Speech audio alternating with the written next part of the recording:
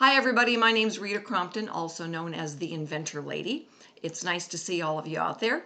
I've learned over the years that the best conversations we have are when I'm sharing experiences from some of my other inventors and the questions they've asked.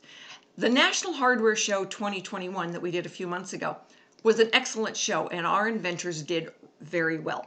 Derry Griffin is one of the inventors. He's got 3 products, all dealing with a caulking gun, spackling product, because that's what he does for a living, and those are our best inventors. But after the show, and he said, we've got so much interest right now in this product, should I do a crowdfunding campaign? I said, no, and please don't. Well, why? That was his next question. They're really expensive, and they're hard to do, and they're time consuming. Well, I thought they were supposed to be to raise money.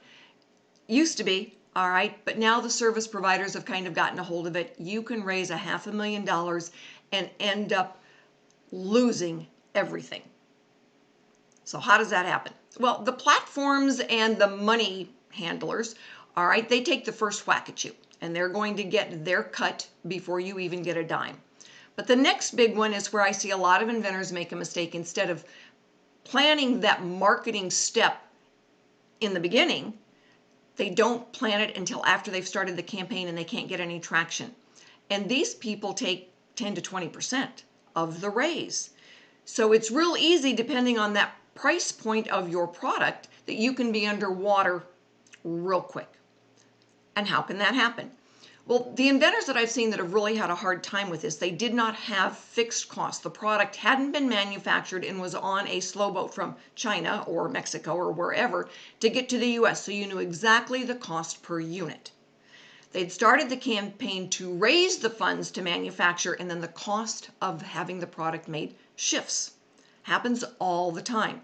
You need a firm price. So Kickstarter, Indiegogo, any of those that used to be for products, it's tough, and it takes so much time.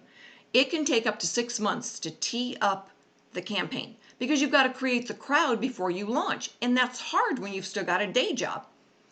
What do? Get those fixed costs laid out, or like I told Derry, go to the next professional trade show. It takes less time, costs less money, and you can meet more people in 3 days than you would in 6 months, because generally the people you're meeting at the professional show are the ones they're buying for stores. They're buying bulk instead of one at a time. You could be at a show that's open to the consumer for 6 weeks and not sell what you can sell in 3 days at a professional show. So really look at then the audience that you're thinking of reaching. One of the other issues that Derry would have is that he's got a very specific niche that he's trying to reach. Most of the successful campaigns on Indiegogo and Kickstarter are for base consumer products. It's something that anybody and everybody would want, not contractors. See the difference? So, again, my advice to Derry and my advice to you is that if you've got a construction product, go to a professional trade show.